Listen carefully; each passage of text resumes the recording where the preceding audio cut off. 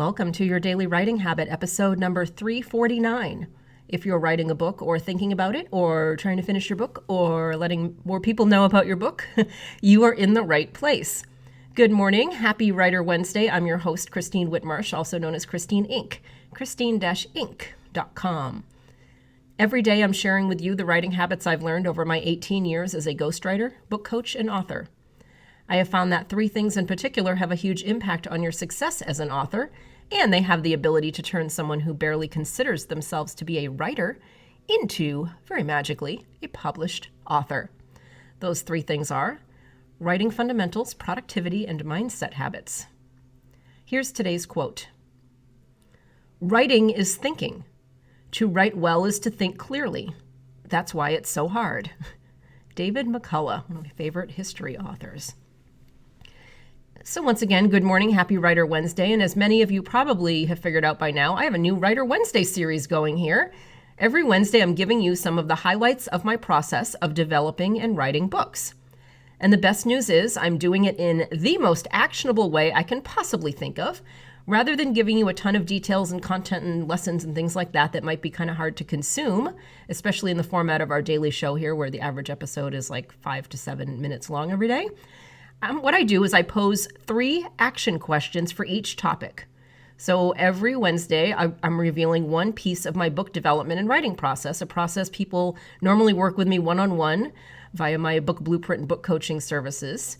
And like I said, I'm going to deliver each piece to you via the 3 questions so you can get to work writing your book, which is always the objective here. So here we go. Today's topic is the chapter writing plan piece of your book blueprint. Book blueprint, by the way, my fancy way of saying your book development. So it's one of my author inventions that helps people develop better books. We'll just leave it at that. So in a nutshell, the chapter writing plan is an expanded version of your table of contents, where you'll take each chapter and break it out into a plan for writing it, hence the name. See, I don't like to get too fancy with these names sometimes. Chapter writing plan. Why is this important? Simply put, because when you're developing your book and all your creative juices are flowing, it's easy to have enthusiasm and clarity about, say, what you're going to do in chapter 17. So when we're in the development stage, we're super excited about every last inch of our book. Well, now flash forward to like 6, 8, whatever months later, you've written 16 chapters, and you might find that you don't have like the same enthusiasm and clarity about chapter 17 anymore. See what I mean? Your chapter writing plan is your opportunity to get all of this down on paper now so that you'll have it later when you need it the most. And I find bullet points to be extremely effective. So I'm not asking you to like pre-write your book in advance, but just the bullet points so that you remember, again, 6, 8 months from now, a year from now, you're looking at a chapter writing plan and all that excitement comes back to you about some of those later chapters that maybe you don't remember. So here are 3 action questions to get you started on your chapter writing plan. So do these. So apply each of these 3 questions to each chapter in your table of contents. So for each chapter, number 1, what is the most powerful line, story, or piece of content you can think of to open this chapter? Specifically line, that's my favorite. If you could figure out what your opening line is of your chapters, you're well on your way. For me, that's what gets it going here. But line or story or content, what's the most powerful way you can think of to kick off each chapter?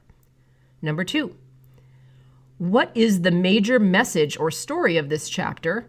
And what are all the key stories, plot points, lessons, and ideas that you need to include to support that major message? Kind of like in a research paper, what's your thesis statement and what do you need to support that thesis? And finally, number 3, what is the most powerful line, story, or piece of content you can think of to close this chapter and specifically to segue to the next chapter? That's another thing I find that's easy. If you can figure out a great opening line and a great closing line that segues into the next chapter and figure that out in advance, your book, I'm not going to say it's going to write itself, but it's simply, the process is going to flow a lot easier than if you're at a blank drawing board over and over again, chapter after chapter after chapter. That's why I've invented the book blueprint, so you don't end up at a blank drawing board when you're writing your book chapter after chapter after chapter. So those are the 3 questions. Opening line, major message and everything you need to write about to support it, and closing line. And stay tuned. Tune in again next week for the next in my Writer Wednesday series, where I'm breaking down my book development and writing process into 3 action questions every Wednesday. Thank you for joining me here on Your Daily Writing Habit, where I am helping you write and finish writing an awesome book. And I would love it if you would drop by my Inc. Authors group on Facebook to let us know how we can support you, and then just say hello, especially times like these where we're not around a whole lot of other human beings. Of course, as authors, are we really ever anyway? But for those of us who are used to being around other human beings, Inc. Authors might be a great place to stop by and hang out with some folks who understand what you're going through as an author. Inc. Authors on Facebook. And if you know someone else who wants to write a book, please let them know about this show. They could go to yourdailywritinghabit.com to tune in. Until tomorrow, happy writing.